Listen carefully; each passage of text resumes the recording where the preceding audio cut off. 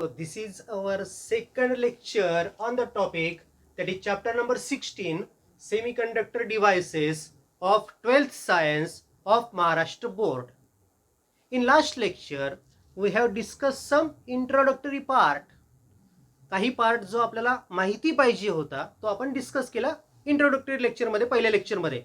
And in this lecture we are also going to that particular point, that is PN junction diode as a half wave rectifier.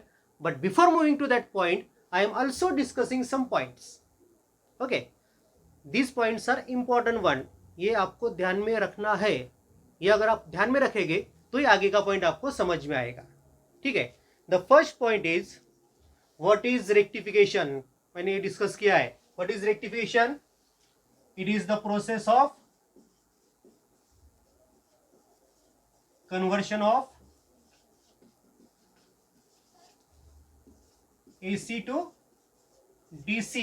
This process of conversion is called rectification. बराबर है? Okay.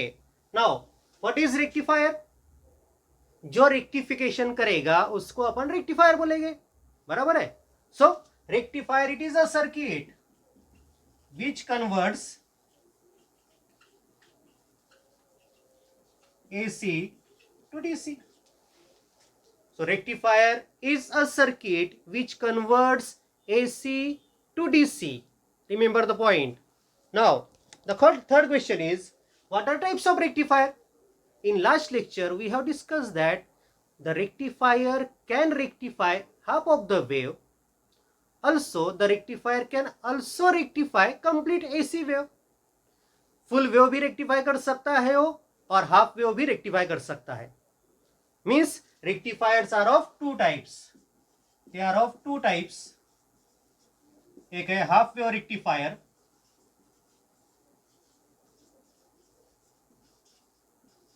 और दूसरा होता है full wave rectifier. ये half wave rectifier और full wave rectifier जो होते हैं वो क्या करते हैं? हाफ वेव रेक्टिफायर में एसी की जो कंप्लीट वेव होती है, positive half cycle negative half cycle, उसमें का आधा पार्ट माने आइदर पॉजिटिव हाफ साइकिल और नेगेटिव हाफ साइकिल वो रेक्टिफाई करेगा. उसे बोलेंगे अपन हाफ वेव रेक्टिफायर. और फुल वेव रेक्टिफायर किससे बोलेंगे अपन? जो रेक्टिफायर एसी के कंप्लीट साइकिल को माने पॉजिटिव हाफ साइकिल को भी और नेगेटिव हाफ साइकिल को भी रेक्टिफाई करेगा, यानी कि वो एसी को कंप्लीटली डीसी में कन्वर्ट करेगा, यानी कि उस बाई डायरेक्शनल करंट को यूनिडायरेक्शनल करंट में कन्वर्ट करेगा, उससे अपन बोलेंगे क्या? Full wave rectifier. ठीक है. हाफ वेव रेक्टिफायर और फुल वेव रेक्टिफायर ऐसे उसके दो टाइप्स हैं. अब आप बोलेंगे कि एक ब्रिज रेक्टिफायर भी होता है, वो उसका टाइप नहीं क्या? Bridge rectifier is a full wave rectifier. Bridge wave rectifier is a full wave rectifier. Full wave rectifier का वो एक रेक्टिफायर का एक प्रकार, अपन क्या बोलेंगे उसको? एक टाइप बोलेंगे उसको. टाइप नहीं बता सकते उसको. Full bridge wave rectifier can convert AC to DC और full wave of AC into DC. वो फुल वेव रेक्टिफायर है. वो टाइप नहीं है रेक्टिफायर का, वो फुल वेव रेक्टिफायर है. हाफ वेव रेक्टिफायर अलग होता है, फुल वेव रेक्टिफायर अलग होता है. Full wave rectifier, bridge wave rectifier is a full wave rectifier. ये बात ध्यान में रखो. ठीक है. Then next question is, What is use of transformer in rectifier circuit? अब देखो, ये AC होता है. AC के बाद में अपन वहां पर ट्रांसफॉर्मर कनेक्ट करते हैं. ये ट्रांसफॉर्मर इधर तुम्हारा और रेक्टिफिकेशन का सर्किट होता है. मैंने यहां पर फुल वेव रेक्टिफायर की डायग्राम निकाली. ये लोड रेजिस्टेंस, यहाँ पर अपने को आउटपुट वोल्टेज मिलता है. ठीक है. देखो, ये अपना एसी सोर्स माने 230 वोल्ट जो अपन हाउस में यूज करते हैं, वो सोर्स 230 वोल्ट वाला. ये बाद में अपन ने ट्रांसफॉर्मर लगाया. ट्रांसफॉर्मर दो टाइप के होते हैं. स्टेप अप ट्रांसफॉर्मर की जो वोल्टेज बढ़ाता है, और स्टेप डाउन ट्रांसफॉर्मर जो वोल्टेज कम करता है. अब अपने को 9 वोल्ट चाहिए तो अपन स्टेप डाउन ट्रांसफॉर्मर यूज करेंगे. अपने को 12 वोल्ट होने 12 वोल्ट अपने होने तो अपन स्टेप डाउन ट्रांसफार्मर यूज करेंगे. अगर अपने को 500 वोल्ट होने तो अपन स्टेप अप ट्रांसफार्मर यूज करेंगे. यानी कि ये ट्रांसफार्मर क्या करता है? ये ट्रांसफार्मर अपनी रिक्वायरमेंट कितनी है वोल्टेज की, उस हिसाब से वोल्टेज को रिड्यूस करने के वास्ते ये अपन ये ट्रांसफार्मर यूज करते हैं। वोल्टेज को रिड्यूस करने के वास्ते as well as increase, voltage बढ़ाने के वास्ते भी अपन इसका यूज कर सकते हैं। उसके लिए स्टेप अप यूज करते हैं अपन, और वोल्टेज कम करना होगा अपने को तो अपन स्टेप डाउन ट्रांसफार्मर यूज करते हैं। ठीक है, यानी कि इस ट्रांसफार्मर की वजह से अपना वोल्टेज का रिक्वायरमेंट कितना है उतना अपन मिला सकते हैं। कहां पर से? एसी सोर्स से। ये 230 वोल्ट का है, अपने को 12 वोल्ट का ही काम है, तो अपन क्या करेंगे 230 वोल्ट का रूपांतर 12 वोल्ट में करेंगे, अपने को 12 वोल्ट मिल जाएंगे। So transformer converts the AC voltage into required voltage. ये पहला पॉइंट हो गया ट्रांसफार्मर के यूज का। What is use of transformer in rectifier circuit. अब देखो इधर अपने को आउटपुट मिलने वाला है, यानी कि ये सर्किट अपन हैंडल करने वाले हैं। यहां पर का आउटपुट वोल्टेज अपन गिनेंगे, उसको अपना हाथ भी लग सकता है, और अगर अपना हाथ इस सर्किट में लग गया एक आधे पॉइंट जंक्शन को, एक आधे पॉइंट को, तो अपने को शॉर्ट भी लग सकता है। शॉर्ट लगेगा तो 9 वोल्ट का लगेगा, 12 वोल्ट का लगेगा, 230 वोल्ट का नहीं लगेगा। Means because of this transformer what we have done, we have separated this rectifier from the AC और रेक्टिफायर में अपन ने ये ट्रांसफार्मर लगाया है, इसके वजह से अपना ये जो रेक्टिफायर है वो बच गया, उसमें से ज्यादा करंट जाएगा नहीं, ज्यादा वोल्टेज उसको मिलेगा नहीं, वो जलेगा नहीं, यानी कि वो बच गया, पहला पॉइंट। और अगर यहाँ पर किसको शॉर्ट लग गया तो शॉक कैसा रहेगा? कम रहेगा। ओके, ये दूसरा पर्पज है ट्रांसफार्मर का। So what is use of transformer, ये क्वेश्चन अपन ने कंप्लीट किया। What are types of rectifier, ये भी बताया अपन ने, 2 टाइप के रहते हैं। रेक्टिफायर क्या होता है? तो ये एसी का कन्वर्जन डीसी में करता है। What is rectification? It is the process of conversion of AC into DC. Now next concept उसमें का what is forward bias of diode. अब पीएन जंक्शन डायोड का सिंबल सबको पता है, ऐसा अपन ने पीएन जंक्शन बताया था। ये जो ट्रायंगुलर एरिया आपको जिसको दिख रहा है उसको अपन पी बोलते हैं, वो पी का सिंबल है, और ये वर्टिकल लाइन जो दिख रही है उसको एन बोलते हैं, बराबर है। इस पीएन जंक्शन डायोड के पी को अगर मैंने बैटरी का पॉजिटिव कनेक्ट किया और बैटरी का निगेटिव एन को कनेक्ट किया तो इसको बोलते हैं अपन फॉरवर्ड बायस। और अपने को पता है कि फॉरवर्ड बायस मोड में जब पीएन जंक्शन डायोड रहेगा तो उसमें से करंट फ्लोज होता है। फॉरवर्ड बायस में करंट फ्लो होता है। कब फ्लो होगा? लेकिन इस बैटरी का वोल्टेज कितना होना? अगर ये जर्मेनियम का डायोड है तो इस बैटरी का वोल्टेज 0.3 वोल्ट से ज्यादा होना। अगर ये सिलिकॉन का डायोड है तो इस बैटरी का वोल्टेज 0.65 वोल्ट से ज्यादा होना। ठीक है, अगर इस बैटरी का वोल्टेज 0.35 वोल्ट से ज्यादा है और ये पीएन जंक्शन डायोड अगर जर्मेनियम का बना है तो इसमें से करंट पास होगा।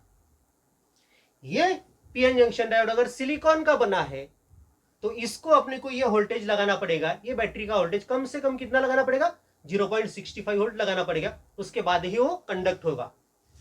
ठीक है, यानी अगर ये पीएन जंक्शन तुमने फॉरवर्ड बायस में कनेक्ट किया, यानी कि इस डायरेक्शन से अपन ने उसमें से करंट भेजने का प्रयास किया तो उसमें करंट जाता है, लेकिन इस बैटरी का पोटेंशियल कितना होना? 0.35 volt for germanium and 0.65 volt for silicon. बाद में अपन ने देखा है रिवर्स बायस क्या होता है। ये जो पीएन जंक्शन डायोड है उसको मैंने रिवर्स बायस मोड में कनेक्ट किया, ये पी और ये एन को मैं कनेक्ट कर रहा बैटरी का पॉजिटिव और पी को मैं कनेक्ट कर रहा बैटरी का निगेटिव। अब ये PN junction diode reverse bias mode में आ गया, और रिवर्स बायस मोड में पीएन जंक्शन में से करंट फ्लो होता नहीं। क्यों फ्लो नहीं होता? रिवर्स बायस में अगर तुमने डायोड को कनेक्ट किया तो उसमें के जो मेजॉरिटी चार्ज कैरियर है वो पीछे पीछे जाएंगे, यानी कि रिवर्स डायरेक्शन में जाएंगे। डिप्लेशन लेयर की विड्थ बढ़ेगी, बैरियर पोटेंशियल बढ़ेगा, और उस डायोड में से करंट पास नहीं होगा। जो कुछ करंट पास होगा वो खाली माइनॉरिटी चार्ज कैरियर की वजह से होगा, ये अपने को पता है। ठीक है, so in reverse bias mode there is no flow of current. अब बात ध्यान में रखो, पीएन जंक्शन डायोड के पी को पॉजिटिव लग गया, एन को निगेटिव लग गया उस सोर्स का, तो उसमें से करंट जाता है, और पीएन जंक्शन डायोड के पी को उस सोर्स का निगेटिव लग गया और एन को पॉजिटिव लग गया, तो उसमें से करंट जाता नहीं। ठीक है। सो what is forward bias of diode, what is reverse bias of diode. माने रिवर्स बायस में अगर डायोड होगा तो उसमें से करंट जाएगा नहीं, और फॉरवर्ड बायस में होगा तो करंट पास करेगा। पॉइंट बराबर याद में रखो, ये अपने काम का पॉइंट है, बहुत सारे इंपॉर्टेंट पॉइंट है दोनों। सो what is effect on AC on working of diode, उसके बाद में अपन ने देखा था, अपनी पॉइंट देखे हुआ है, फिर से मैं देखता हूं यहां पर। अगर पीएन जंक्शन को, ये पीएन जंक्शन है, उसको मैंने एसी कनेक्ट किया, ये एसी सिग्नल मैंने पीएन जंक्शन डायोड को कनेक्ट कर दिया।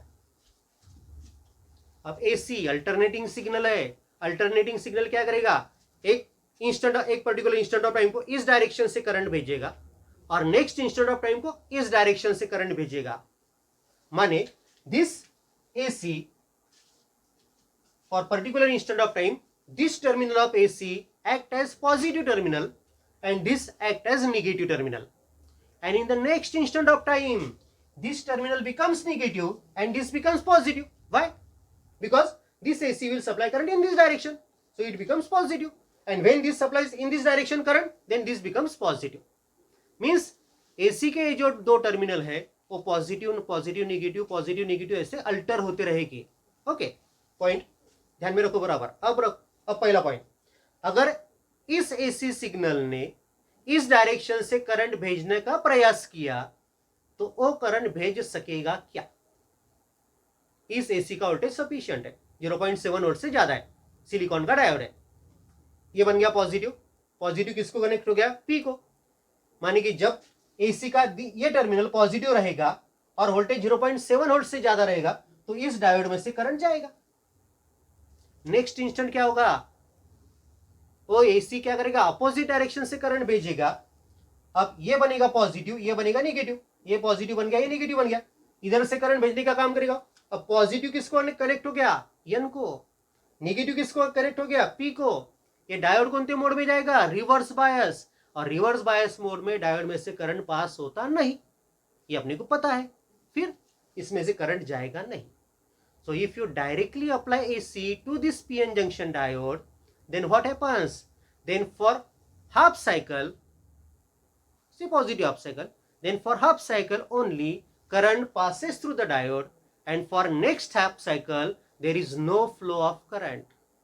okay, ध्यान में आ गया, खाली हाफ साइकिल में, हाफ साइकिल के लिए उसमें से करंट पास होगा, दूसरे हाफ साइकिल के लिए उसमें से करंट पास होगा नहीं। क्यों नहीं होगा, ये मैंने आपको बता दिया। सो what is effect of AC on working of diode, ध्यान में आया कि खाली पॉजिटिव एक हाफ साइकिल होगी तो उसमें डायोड में से करंट जाएगा, दूसरे हाफ साइकिल में उसमें से करंट जाएगा नहीं। क्यों, और वो डायोड वो करंट को ब्लॉक करेगा, ऐसा भी तुम बोल सकते हो। ठीक है, ये हो गया जनरल पॉइंट्स। अब अपन मूव कर रहे हैं PN junction diode as half wave rectifier. Important concept है, the working of PN junction diode as half wave rectifier. Half wave rectifier किस तरह से अपन पीएन जंक्शन डायोड का यूज करके बना सकते हैं, इसके बारे में अपन अब डिस्कस कर रहे हैं। सो circuit diagram for half wave rectifier, it is a simple circuit diagram, कोई भी निकाल सकता है, कोई भी बना सकता है।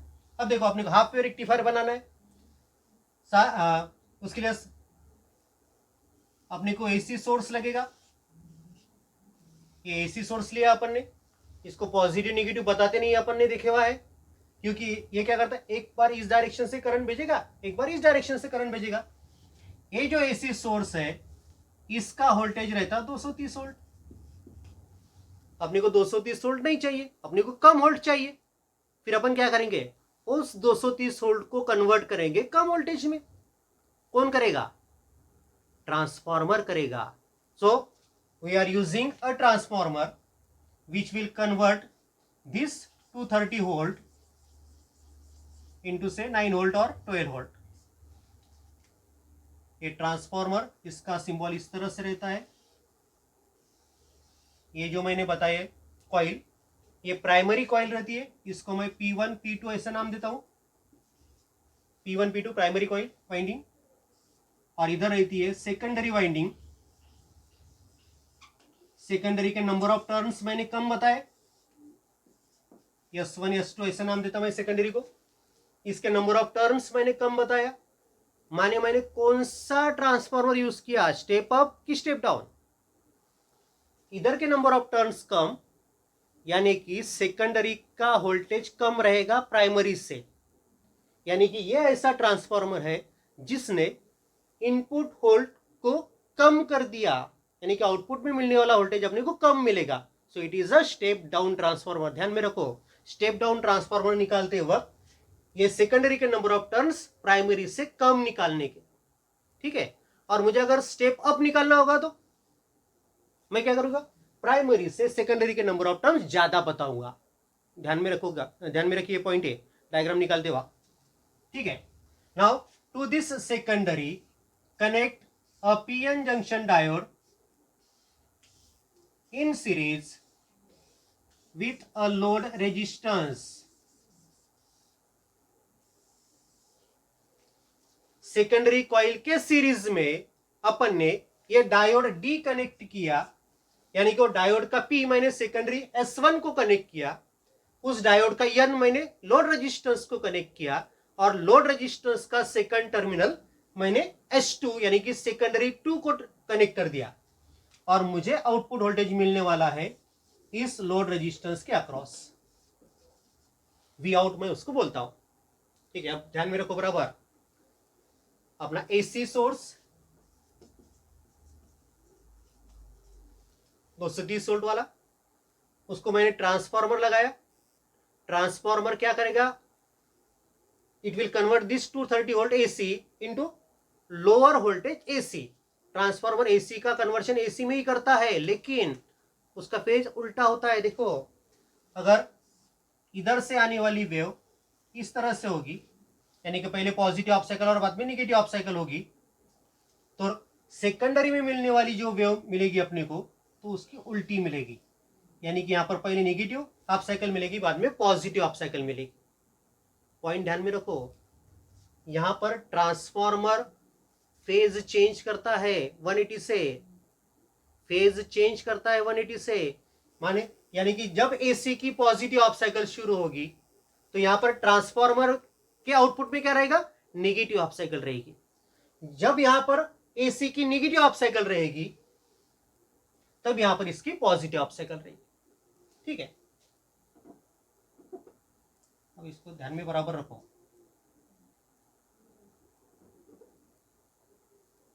जब एसी की पॉजिटिव हाफ साइकिल रहेगी तो सेकेंडरी के आउटपुट में, यानी कि ट्रांसफार्मर के आउटपुट में निगेटिव हाफ साइकिल रहेगी पहले। जब एसी की निगेटिव हाफ साइकिल शुरू होगी तब यहां पर सेकेंडरी में पॉजिटिव हाफ साइकिल होगी।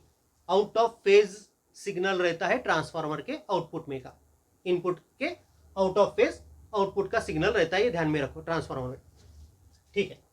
अब मैं पॉजिटिव हाफ साइकिल किसकी शुरू है, ये अपना कंफ्यूजिंग पॉइंट हो गया। मैंने बोला पॉजिटिव हाफ साइकिल शुरू हो गई, किसकी, इसकी पॉजिटिव हाफ साइकिल शुरू होगी तो इसकी कौन सी चालू होगी, निगेटिव चालू हो जाएगी। मैंने बोला निगेटिव हाफ साइकिल शुरू है, निगेटिव हाफ साइकिल अगर इसकी शुरू है तो इसकी पॉजिटिव शुरू है ट्रांसफार्मर क्या। अपन कौन सी साइकिल यूज कर रहे हैं, अपन कौन सा एसी यूज कर रहे हैं, ट्रांसफार्मर के बाद का, इधर का एसी अपन यूज कर रहे हैं। माने मैं जब बोलूंगा कि फॉर पॉजिटिव हाफ साइकिल, यानी कि मेरी पॉजिटिव हाफ साइकिल यहां पर स्टार्ट होगी। यहां पर अगर पॉजिटिव है तो यहां पर क्या रहेगी, निगेटिव रहेगी, उसके बारे में नहीं सोचने का। पॉजिटिव हाफ साइकिल बोला तो यहां पर की पॉजिटिव हाफ साइकिल रहेगी, और पॉजिटिव हाफ साइकिल रहेगी तो S1 बनेगा पॉजिटिव, S2 बनेगा नेगेटिव, करंट इस दिशा से जाएगा पॉजिटिव हाफ साइकिल में। और जब नेगेटिव हाफ साइकिल शुरू हो जाएगी तब क्या होगा, जब नेगेटिव हाफ साइकिल शुरू होंगी तो करंट इस दिशा से जाएगा, ट्रांसफार्मर इस डायरेक्शन से करंट भेजेगा, यानी कि ये पॉजिटिव बनेगा, ये नेगेटिव बनेगा, ठीक है। पॉजिटिव हाफ साइकिल बोले तो S1 पॉजिटिव बनेगा, S2 नेगेटिव बनेगा। और नेगेटिव हाफ साइकिल जब मैं बोलूंगा तो उसका मतलब ये रहेगा कि S2 पॉजिटिव रहेगा, S1 पॉजिटिव नेगेटिव बनेगा। पॉजिटिव हाफ साइकिल में S1 पॉजिटिव, S2 नेगेटिव, और नेगेटिव हाफ साइकिल में S2 positive, S1 negative. Point बराबर ध्यान में रखो, ठीक है। अब ये कॉइल के सीरीज में मैंने ये पीएन जंक्शन डायोड जोड़ा कनेक्ट किया है, उसके सीरीज में ये लोड रेजिस्टेंस कनेक्ट किया, उसको आरएल बोलता मैं, लोड रेजिस्टेंस आरएल, कोई सा भी लोड होता रेजिस्टेंस के फॉर्म में अपन लिए हुआ है वो लोड रेजिस्टेंस, और उसके अक्रॉस अपन वोल्टेज गिनने वाले। वोल्टेज कैसा गिनते हैं, वोल्टेज गिनते कैसा है, वोल्ट मीटर के यूज से। वोल्ट मीटर लगाओ या मल्टीमीटर लगाओ, यहां पर वोल्ट मीटर के 2 पॉइंट तुमने लगा दिए कि तुम्हारे को वोल्टेज दिखेगा कितना आ रहा और रेजिस्टेंस के अक्रॉस। ठीक है, ये हो गया तुम्हारा circuit diagram, PN junction diode as a half wave rectifier. Circuit एकदम सिंपल है। To the AC connect a step down transformer, बराबर है, and to the secondary of transformer और in series with secondary of transformer connect a PN junction diode and load resistance as shown in the figure। खाली इतना ही लिखना है, diagram निकालने का, डायग्राम का एक्सप्लेनेशन इतना ही लिखना है। Now we are discussing the working. अब वर्किंग डिस्कशन करने के लिए पहला पॉइंट है फॉर पॉजिटिव हाफ साइकिल। इस सेकेंडरी के आउटपुट में अपने को जो एसी मिल रहा उसकी पॉजिटिव हाफ साइकिल शुरू है। अब पॉजिटिव हाफ साइकिल बोले तो ये जो इनपुट का सिग्नल है, आईपी बोले तो इनपुट, इनपुट का जो सिग्नल है मैं यहां पर ड्रॉ करता हूं, एसी सिग्नल है वो।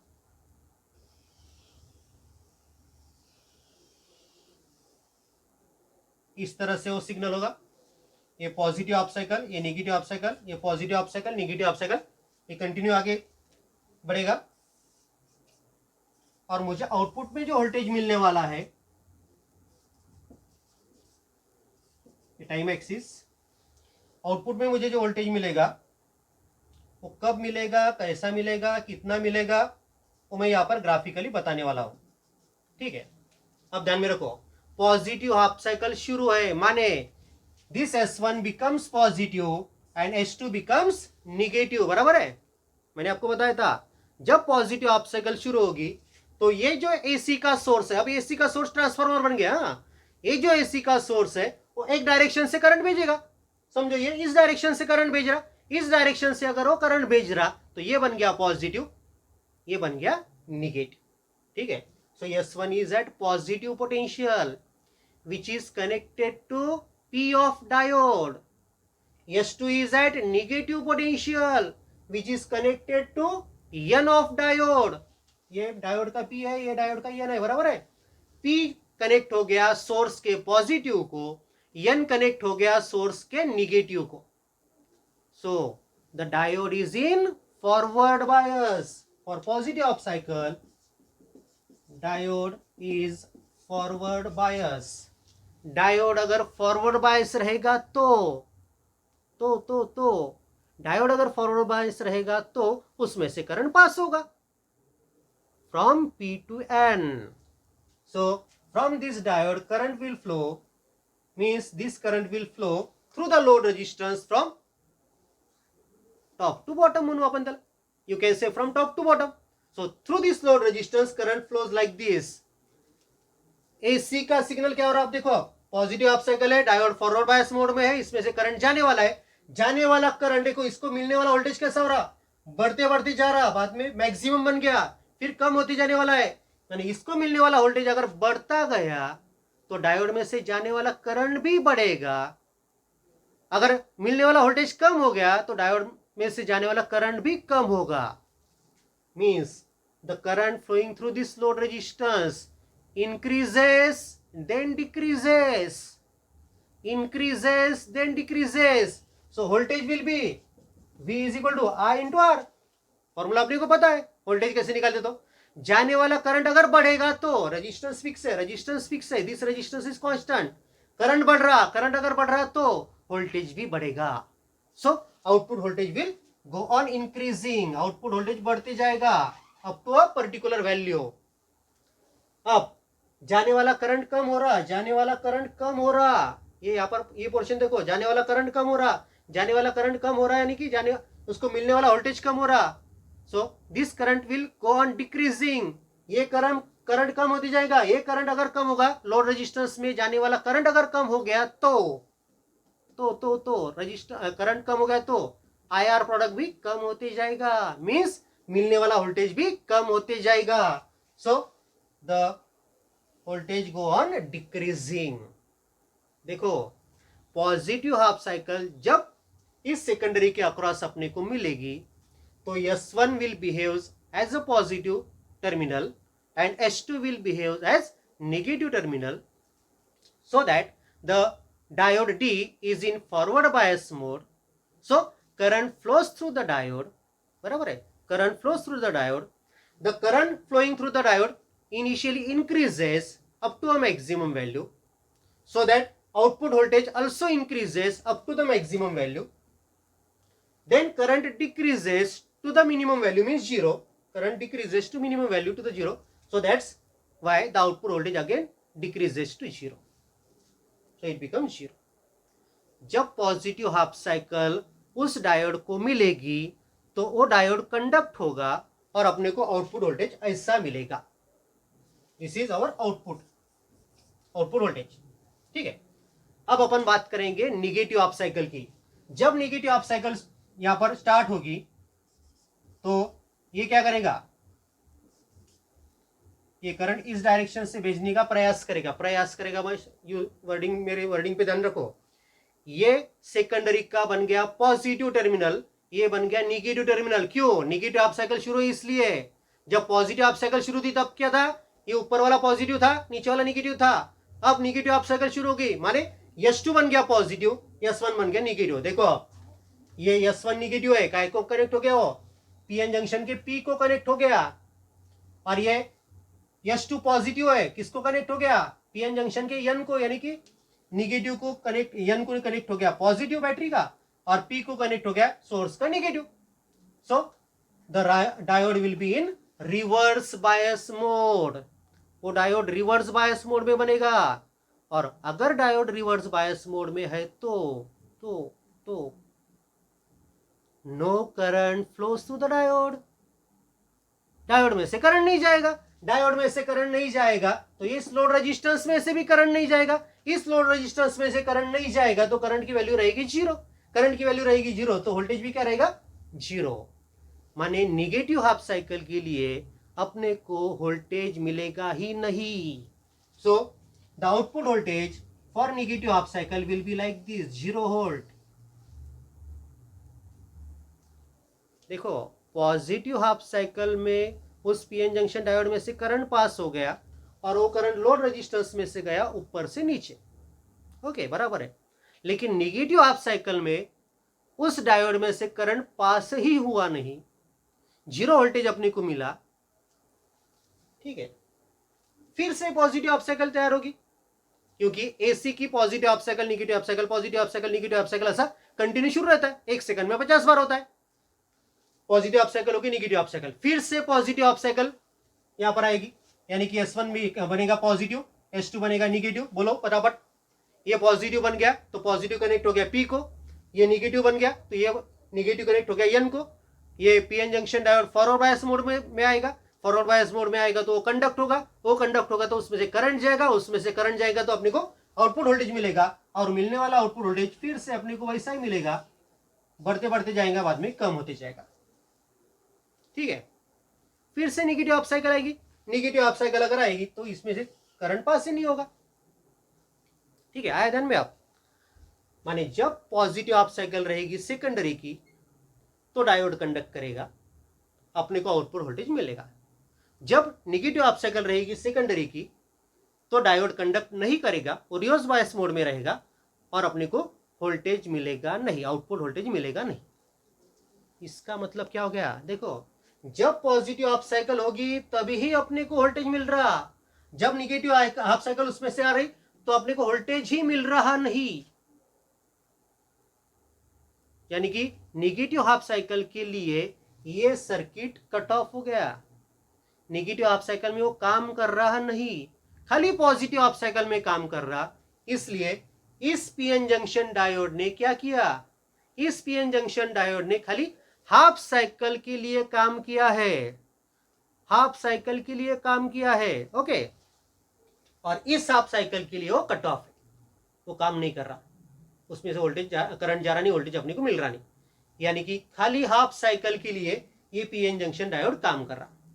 अब ध्यान में रखो, जो एसी सोर्स है ट्रांसफार्मर अपने लिए, वो एसी सोर्स क्या कर रहा, दोनों डायरेक्शन से करंट भेजता, यानी कि वो बाय डायरेक्शनल करंट है। जब तुमने इस डायोड का यहां पर यूज किया तो इस लोड रेजिस्टेंस में से जाने वाला जो करंट है वो क्या, वो बाय डायरेक्शनल है कि यूनिडायरेक्शनल है? आया ध्यान में, आया तुम्हारे? वो क्या खाली ऊपर से नीचे की डायरेक्शन से जा रहा ना, पॉजिटिव अप साइकिल में, निगेटिव अप साइकिल में तो करंट जा रहा ही नहीं, खाली वो ऊपर से नीचे की डायरेक्शन से जा रहा, माने only one direction the current is flowing through the load resistance, यानी कि जो करंट बाय डायरेक्शनल था उसको अपन ने क्या किया, यूनी डायरेक्शन में कन्वर्ट कर दिया, बाय डायरेक्शन का कन्वर्शन यूनी डायरेक्शन में कर दिया, माने क्या हो गया, वहां पर अपन ने एसी का कन्वर्शन डीसी में कर दिया। आया ध्यान में? एसी बोले तो अल्टरनेटिंग, माने दोनों डायरेक्शन से जाने वाला है, और डीसी बोले तो डायरेक्ट करंट, एक ही डायरेक्शन से जाने वाला। जो एसी सिग्नल था जो दोनों डायरेक्शन से जा रहा था, ये डायोड लगाने के बाद खाली एक ही डायरेक्शन से वो सर्किट में फ्लो हो रहा, इसलिए अपन ने उसको बाय डायरेक्शन से कन्वर्शन यूनी डायरेक्शन में कर दिया, और खाली आधे साइकिल के वास्ते ही किया, क्योंकि आधे साइकिल के लिए सर्किट काम ही नहीं करता, हाफ साइकिल के लिए इसने काम किया, इसीलिए इसको बोलते हैं हाफ वेव रेक्टिफायर। ओके, आए ध्यान में? हाफ वेव रेक्टिफायर क्यों? क्योंकि ये सर्किट खाली हाफ वेव के लिए काम कर रही, हाफ वेव के लिए काम करती नहीं, इसलिए हाफ वेव रेक्टिफायर। और आधे वेव में उसने क्या किया, वो पीएन लोड रेजिस्टेंस में से करंट खाली एक ही डायरेक्शन से भेजा, इसलिए उसने उस सिग्नल को रेक्टिफाई किया, ऐसे अपन बोल सकते हैं। वैसे देखें तो ये रेक्टिफाई बोले तो डीसी में कन्वर्शन होना, यानी कि स्ट्रेट लाइन ग्राफ होना है, लेकिन ग्राफ स्ट्रेट लाइन नहीं है, रिपल के फॉर्म में ग्राफ दिख रहा है आपको, रिपल में मिलता, उसको बाद में अपन उसको फिल्टर करके डीसी में कन्वर्ट कर सकते। ठीक है, अपना पर्पस क्या था, बाय डायरेक्शन का कन्वर्शन यूनि डायरेक्शन में करना, वो उसने कर दिया, खाली हाफ साइकिल के लिए क्या, इसलिए ये बन गया half wave rectifier. So notes of this topic,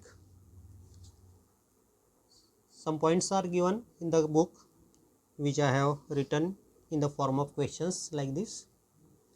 So question number 1 is what is rectification? तर आपल्याला माहितीच आहे, the process of conversion of AC into DC is called rectification. What is rectifier?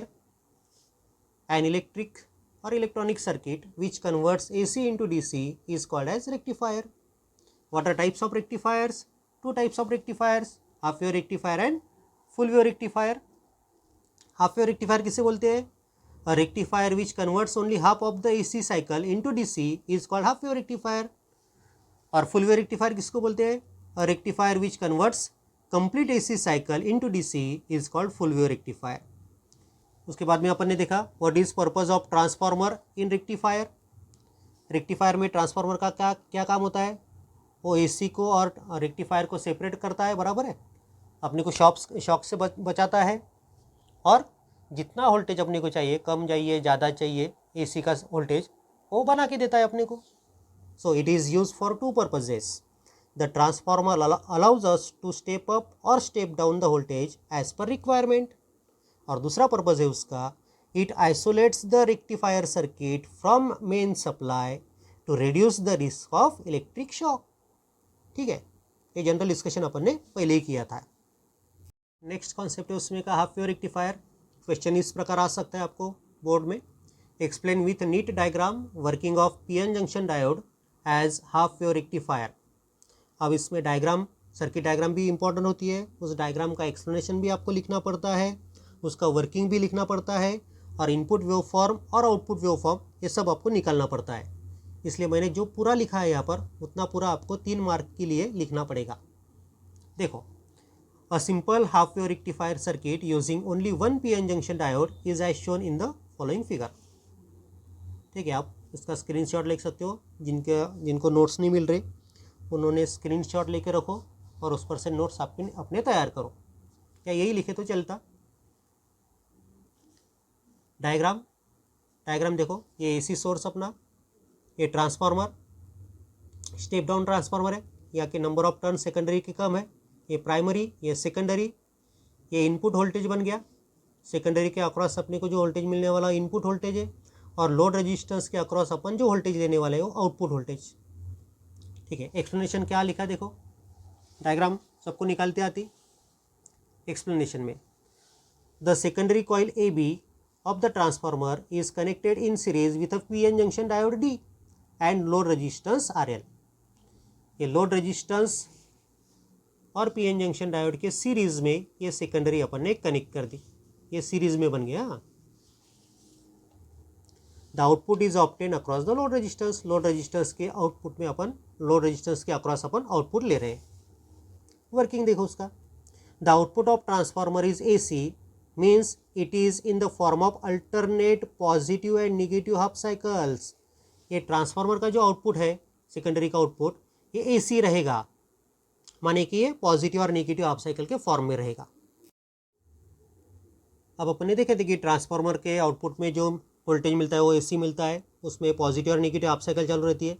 जब पॉजिटिव हाफ साइकिल शुरू रहेगी तब let during positive half cycle the point A is at higher potential and point B as low potential। Figure पे ध्यान दीजिए, जब positive half cycle रहेगी तो ये बनेगा पॉजिटिव, ये बनेगा निगेटिव, मीन्स पॉइंट A बनेगा at higher potential and point E is at lower potential.